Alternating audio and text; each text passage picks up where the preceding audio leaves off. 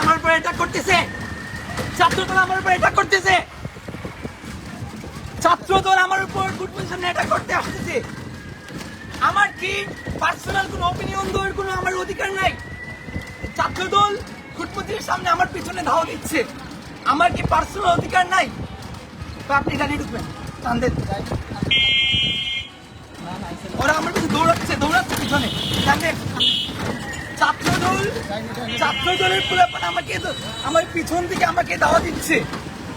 Personal অধিকারটুকু কি আমাদের নেই কথা বলার জন্য? যদি আমার কোনো ভুল হয়ে থাকে আপনি কান্দেন, স্পিড ব্রেকার টাইমে না কান্দেন।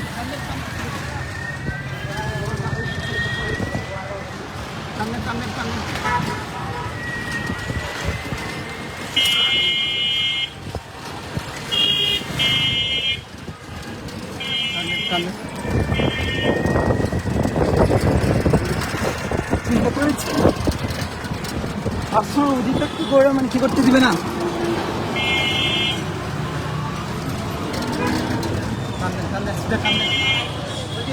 আরে থানার ভিতরে ঢুকেন, থানার মধ্যে ঢুকেন।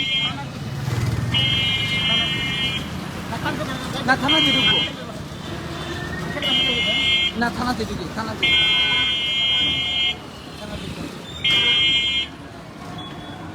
আপনি এসপি হয়েছে যান, থানাতে ঢুকেন,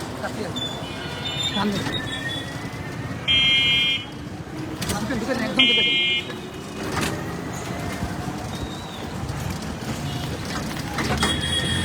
থানবেন।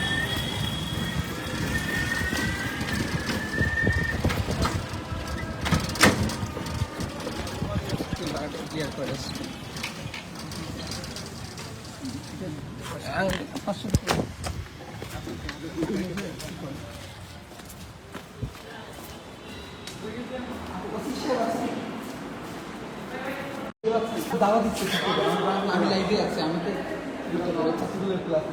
আমি আগে কনসার্নে দিয়েছি।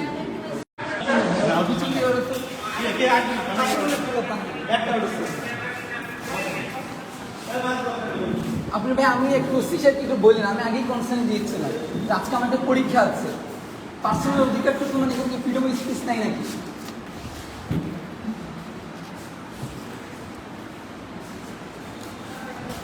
আমি এখন থানাতে আছি, ডিউটি অফিসার সাহেবের রুমে আছি। কে ধাওয়া করছে কে? আমরা এখানে হচ্ছে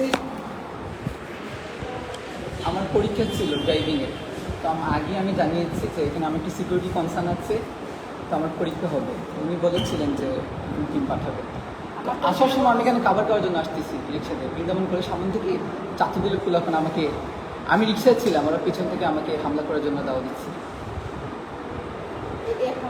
হ্যাঁ এখন, হ্যাঁ ওরা তো এখন বাইক টেক নিয়ে আসতেছে। আমি তো মানে রিক্সা ভাই না থাকলে তো আমি কি করতাম না। আচ্ছা আমি ওসি সাহেবের রুমে যাচ্ছি পরে।